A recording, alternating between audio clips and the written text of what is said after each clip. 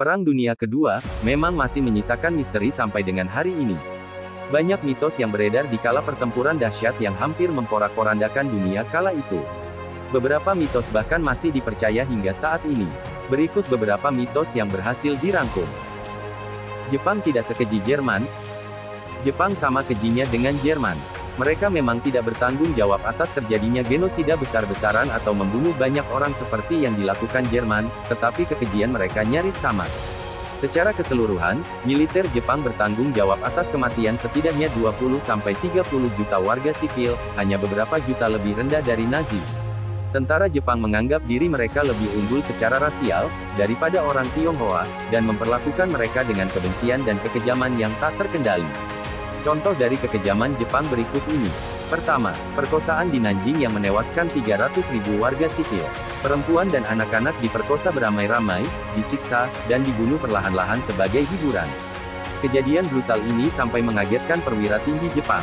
Kedua, Jepang banyak melakukan eksperimen manusia, yang paling terkenal adalah Unit 731 yang membunuh 10.000 orang, dengan percobaan seperti menyuntik orang dengan darah binatang sebagai hiburan.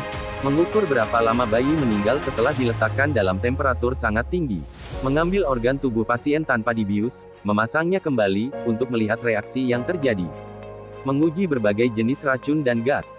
Ketiga, Jepang menggunakan senjata gas beracun dan senjata biologi untuk menggempur warga sipil Tiongkok. Prancis adalah pecundang dalam perang.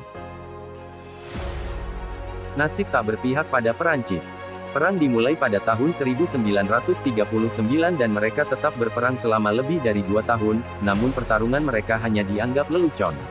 Kenyataannya, berbanding terbalik. Jerman memusatkan tank mereka di unit lapis baja daripada menyebarkannya di antara infanteri, dan ketika Jerman menerobos hutan Ardennes, Prancis terpaksa mundur untuk menghindari pengepungan, dan itu tidak berhasil. Prancis dilemparkan ke dalam kekacauan oleh serangan Jerman.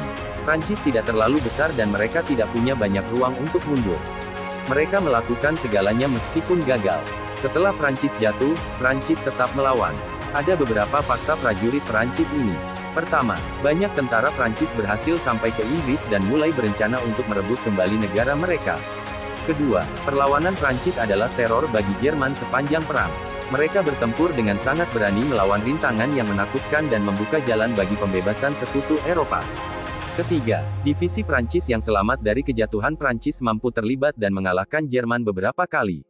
Keempat, selama pembebasan Prancis, tentara Prancis yang baru bertambah menjadi 1,2 juta orang dan memukul mundur Jerman di pegunungan Alpen, dan sekitarnya.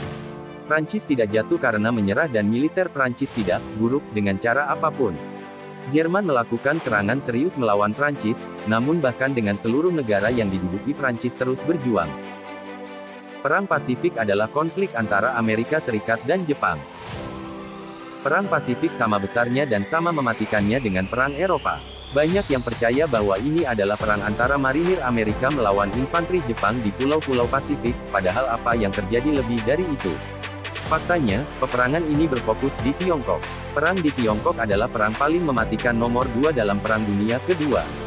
Sama mematikannya dengan perang di Eropa karena sebanyak 20 juta warga Tiongkok terbunuh dalam perang. Peperangan ini terlalu sering diabaikan dan banyak yang tidak mengetahui keberadaannya, yang mana merupakan hal aneh karena konflik Tiongkok-Jepang sangat berdarah-darah, seheboh perang Stalingrad, dan juga terdapat banyak bentrok militer.